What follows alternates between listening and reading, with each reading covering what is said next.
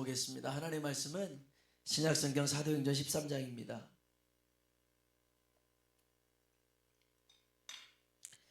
사도행전 13장 4절로 12절에 있는 말씀인데요. 한 절씩 서로 교독해 보겠습니다. 제가 먼저 4절 읽을게요. 두 사람이 성령의 보내심을 받아 실루기아에 내려가 거기서 배 타고 구브로에 가서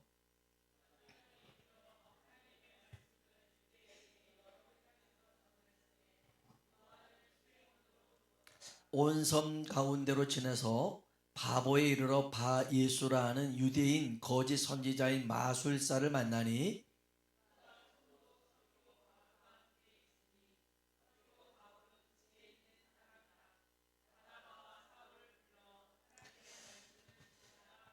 이 마술사 엘루마는 이 이름을 번역하면 마술사라 그들을 대적하여 총독으로 믿지 못하게 힘쓰니 이르되 모든 거짓과 악행이 가득한 자요 마귀의 자식이요 모든 의의 원수요 주의 바른 길을 굽게 하기를 그치지 아니하겠느냐.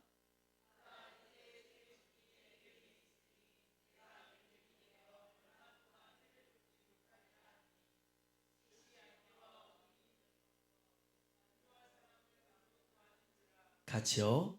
이에 총독이 그렇게 된 것을 보고 믿으며 주의 가르치심을 놀랍게 여기니라. 아멘. 아멘. 우리 한번 인사할까요? 하나님의 은혜가 당신에게 임하기를 원합니다. 하나님의 은혜가 당신에게 임하기를 원합니다. 아멘. 아멘. 한 번 더 하나님이 당신에게 복 주시기를 원합니다. 하나님이 당신에게 복 주시기를 원합니다. 벌써 여름 휴가 시즌인 것 같아요. 자리가 많이 비어서 우리 전도사님이 더 힘차게 우리 찬양을 부르자고 한 것 같은데 오늘 이 시간 하나님의 은혜가 우리 가운데 충만히 임하는 시간 되기를 원합니다. 제주도의 최초의 선교사님은 우리나라에 뭐 선교사님이 들어온 지가 뭐 140년이 되고 막 그랬다고 하는데 제주도만큼은 그 선교사님이 우리나라 사람이에요. 그러니까 복음을 들고 맨 처음 제주도에 복음을 전했던 분이 이기풍 목사님이신데 이분은 평양에서 유명한 깡패였어요.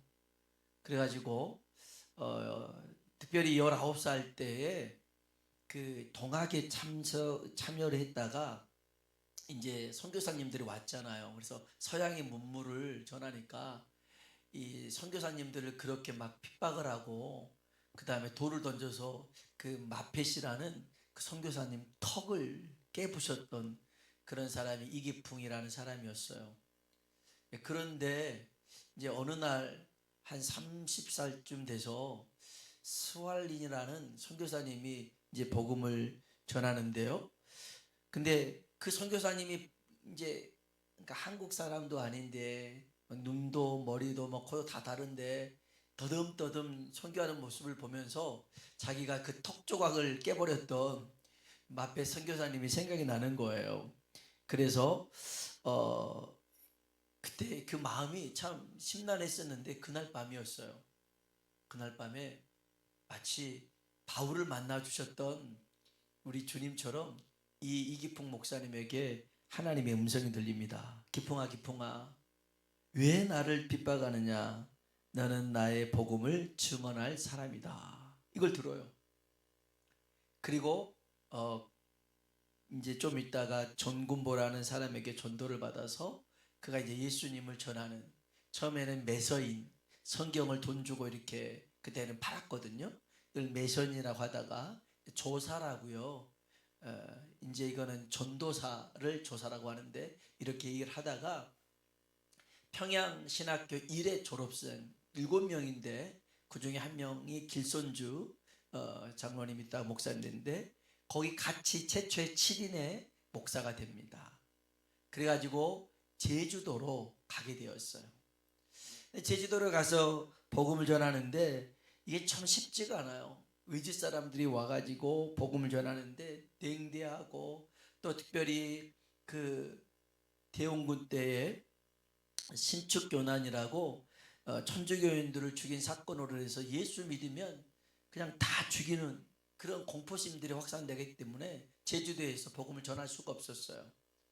그러다가 한 1909년에 거기 그때도 한 5월 달에 큰 홍수가 있었나 봐요. 이때 이기풍 목사님이 그 떠내려 가고 있는 물에 빠진 여인을 건져냅니다. 그 일로 인해서 복음이 사람들에게 조금씩 열리기 시작한 거예요.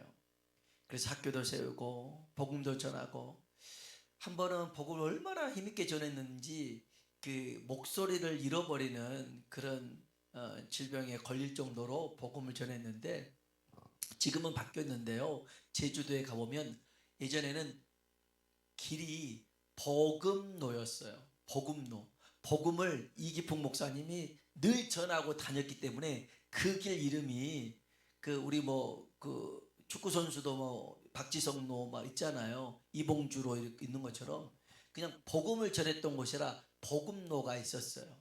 그러다가 이제 또 이렇게 바뀌기도 했었는데, 아무튼 이 이기풍 목사님을 통해서 이 제주도가 복음화가 됩니다.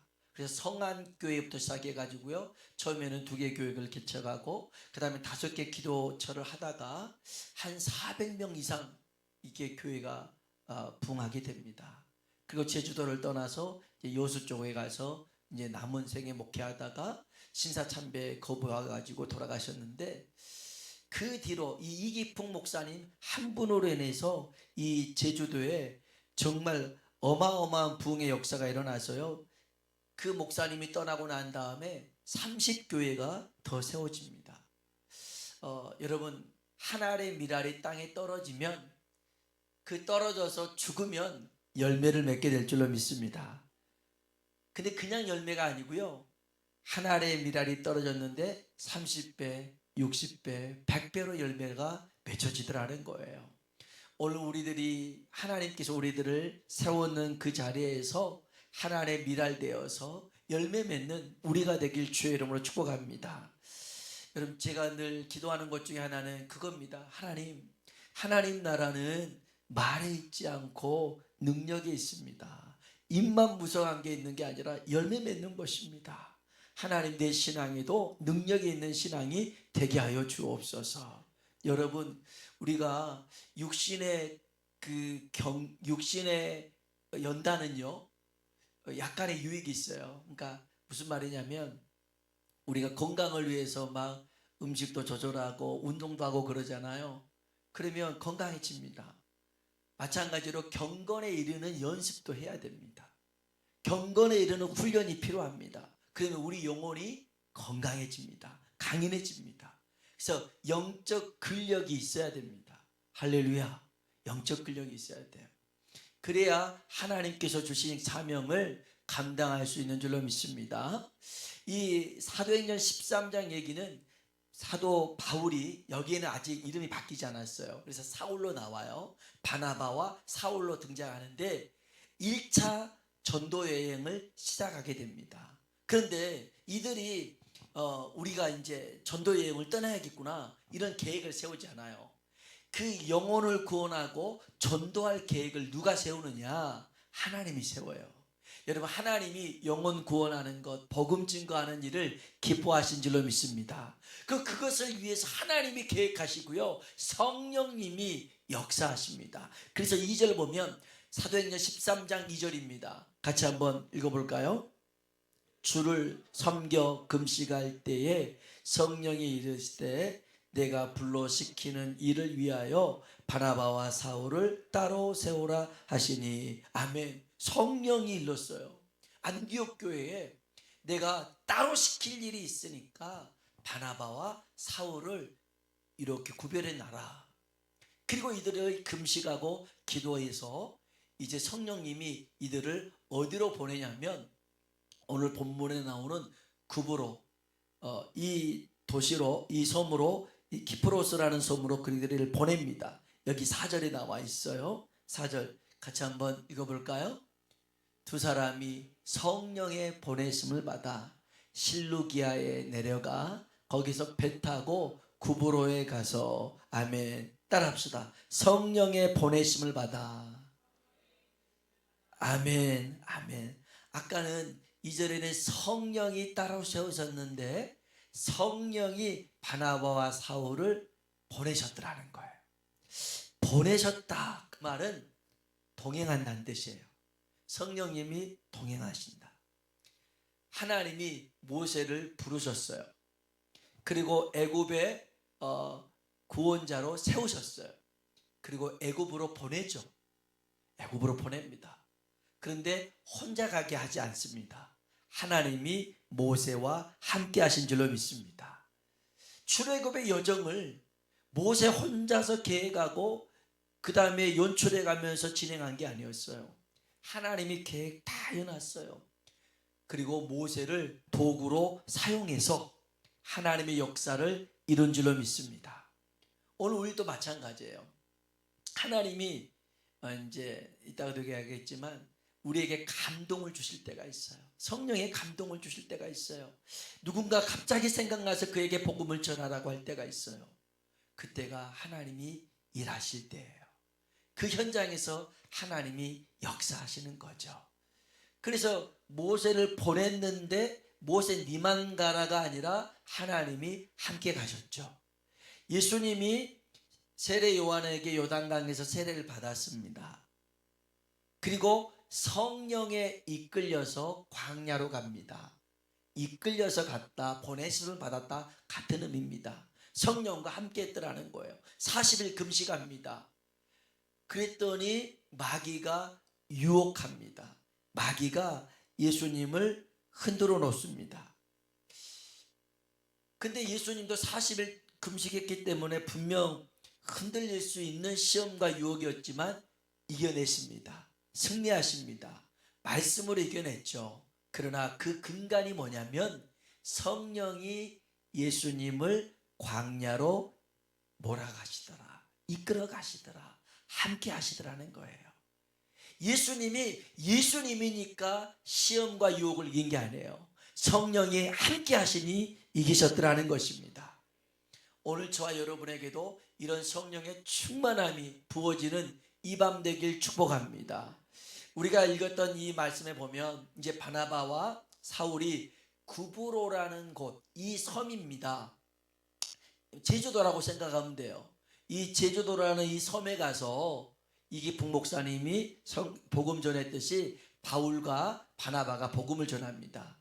여기 이제 바보라는 지역이 나와요. 대문이라는 뜻인데 우리로 따지면 제주도 밑에 남쪽에 서귀포 있죠. 그 서귀포 지점이 바보라는 곳입니다.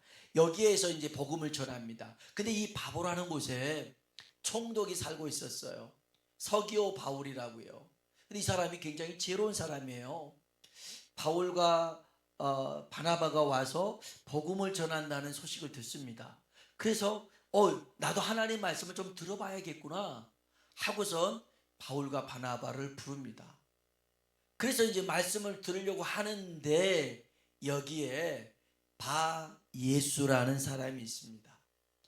이 바예수는 어떤 사람이냐면 마술사 엘루마라고 하는데, 마술사가 그냥 오늘처럼 그 마술 잘하는 친구 있잖아요. 이은결 막 그런 또 남자의 조그만해 최현우 이런 그런 마술하면서 갑자기 카드가 막 손에서 확 이런 마술사가 아니고 무당, 단골레 막 이런 사람들이, 이런 주술사들이 바로 이 바예수라는 사람이었어요.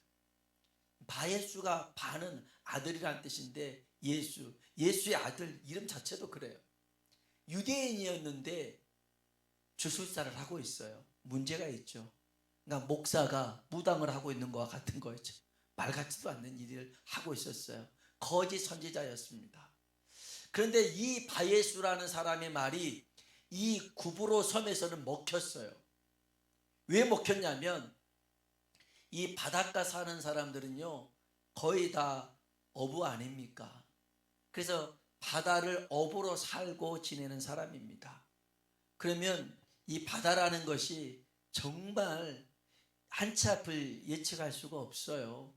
잔잔했던 바다인데 갑자기 이때는 일기예보도 없을 거 아닙니까? 그러니까 그 일기예보가 있기 전에는 정말 많은 분들이 이렇게 바다에 고기 잡으러 갔다가 돌아가시곤 했어요. 저희 외할아버지도 저 신안 그쪽에서 이제 조기를 잡았는데, 또 그때 이제 태풍이 불 때는 고기들이 다 이렇게 섬 쪽으로 몰려오거든요. 그래서 그거 잡는 맛에 계속 있다가 이제 그 풍랑에서 돌아가셨는데, 아무튼 이렇게 이 바다를 예측할 수 없는데 이 엘루마라는 사람이 마치 이제 주술사처럼 뭐라고 그러냐면, 오늘 바다에 좀 나가면 안 돼, 이렇게 얘기를 하는 거예요. 신이 노예했어. 자칫하다간 배가 뒤집어져. 그러니 내 말대로 해, 이러면서 사람들을 겁박하기 시작합니다.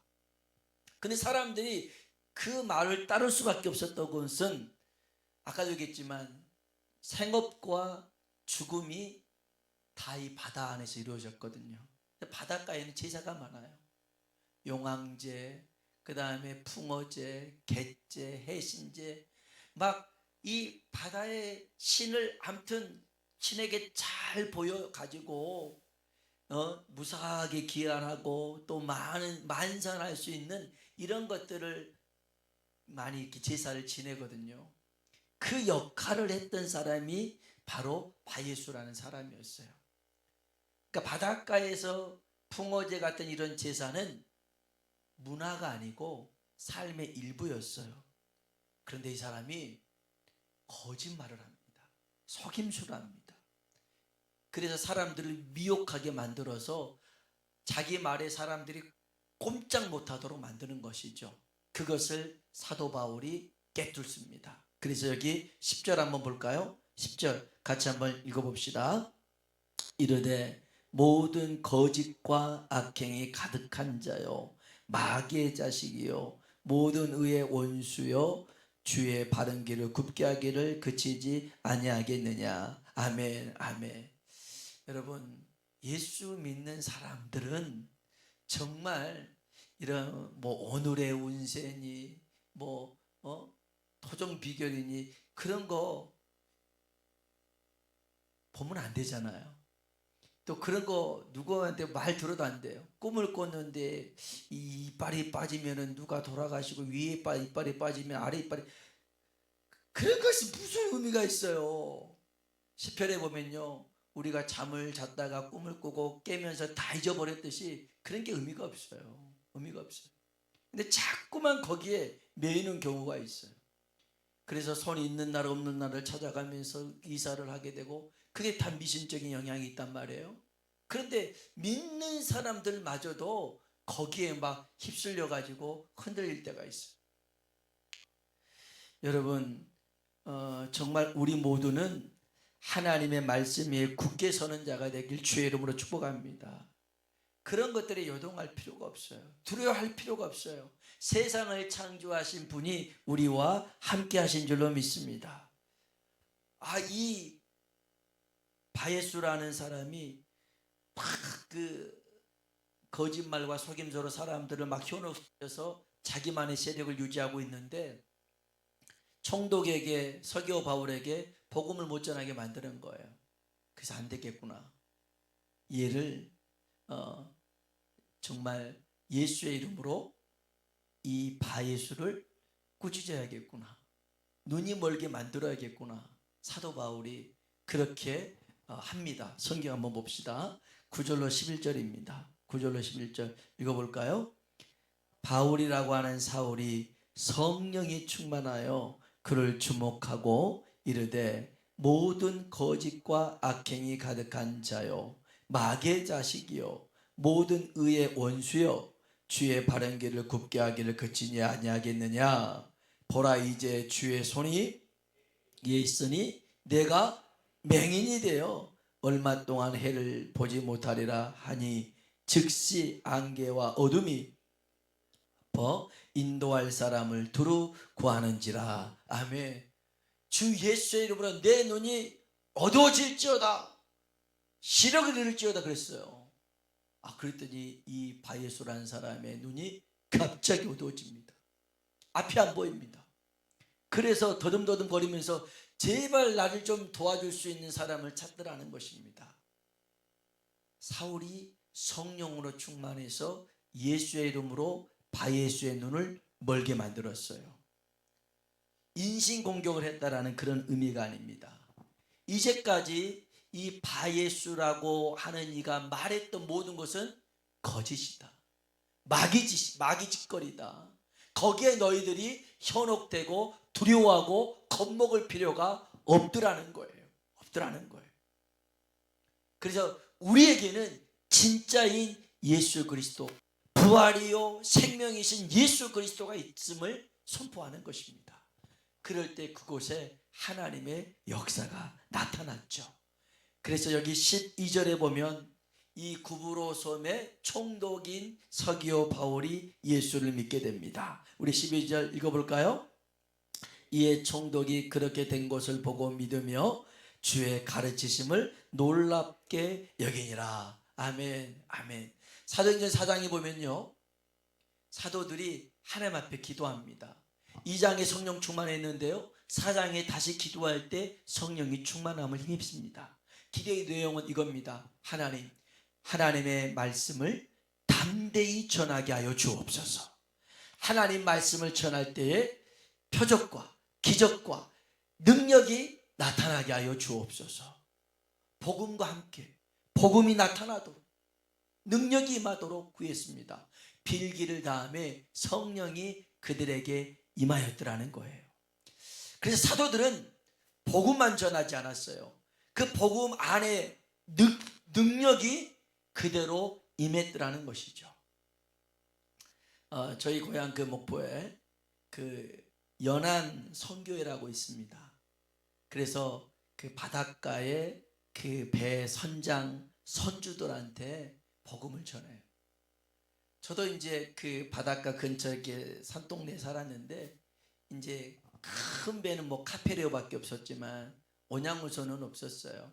중선배들, 좀 제법 그래도 규모가 나가는 중선배가 있는데, 이 배가 한 번 나가면 한 짧게는 2주, 길게는 뭐 3주, 뭐 한 달도 가는데, 나갈 때마다 뽕짝을, 트로트를 얼마나 크게 들고 가는지 몰라요. 그러니까 이 사람들한테는 그 노래를 크게 그냥 뽕짝을 들으면서 가는데, 트로트를 들고 가는데 이게 마지막이 될 수 있거든요. 그래서 이 사람들은 어찌됐든 간에 그렇게 막 그런 그 바다를 나갈 때 그런 죽음을 생각하면서 나가는 것 같아요. 아무튼 그렇게 해서 나가는데, 그 사람들에게, 선주에게, 선장에게, 선원들에게 주의 복음을 막 전하는 그런 선교회가 있었어요. 그래서요, 차츰차츰 어떤 이제 배를 하나 건조하잖아요. 진수하면 거기에 제사를 얼마나 많이 지는지 몰라요. 그래서 그런 이제 뭐 제사 지내고 또 나가기 전에 풍어제 지내고 막 하는데, 어느 순간부터 제사가 없어지기 시작했어요. 어느 순간부터 거기서 하나님 앞에 예배를 드리고, 언젠가부터는요, 뽕짝 노래가 아니라 복음성가가 많은 사람들 하면서 배가 나가는 거 보면 얼마나 감사한 줄 아세요? 야, 그 배들이 찬송가를 틀고 복음성가를 틀면서 밖에 조바로 나가요. 야, 그 모습이 얼마나 감동인데, 아, 하나님이 살아계시구나.